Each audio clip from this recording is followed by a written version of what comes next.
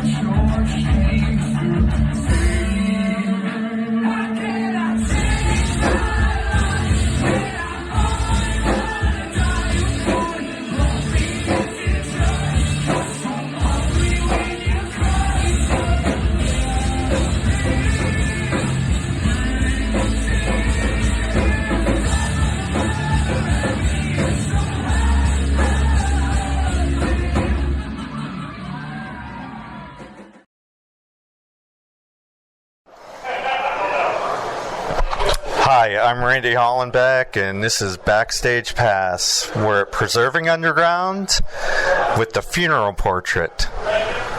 Heck yes, we are. Howdy, y'all. I'm Lee. I sing, I dance, I act, I do a lot of devotioning for the Funeral Portrait. That is me.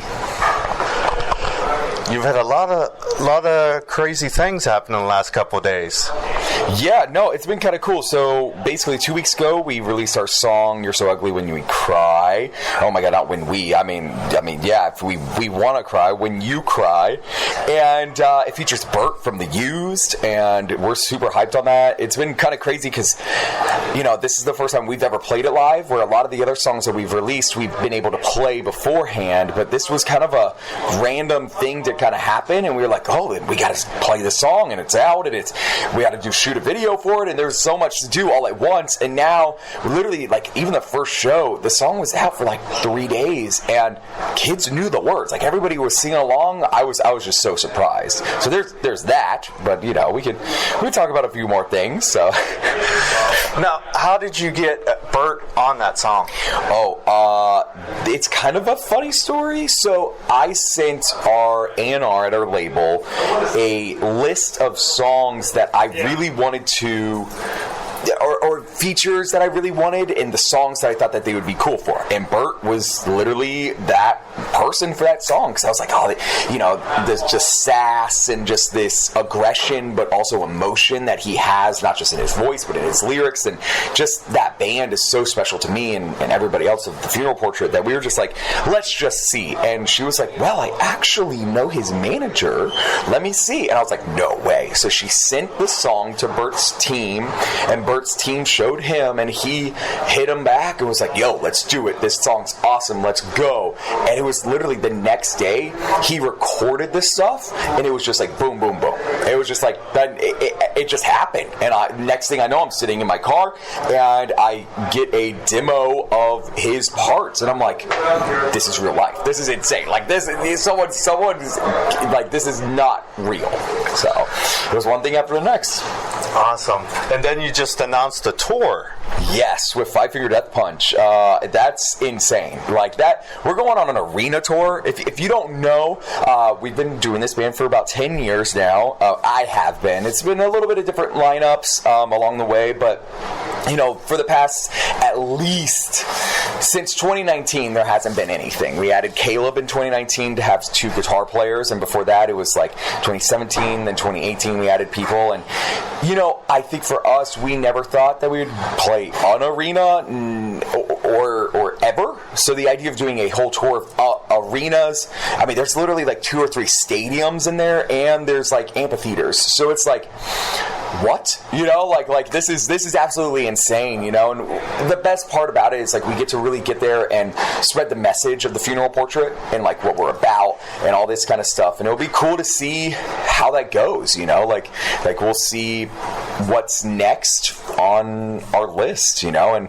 it'll be cool to kind of take our show and our message from 100 kids a night or 200 people a night to an arena full of 10 to 20,000 people, you know, or even some of those venues could hold up like 30,000, I think. So, and we play early, so maybe they won't be all there, but I think for us, it's way more about showing what this band's about and proving to everyone that, like, what we think of and what we believe in deserves its own place in the rock scene.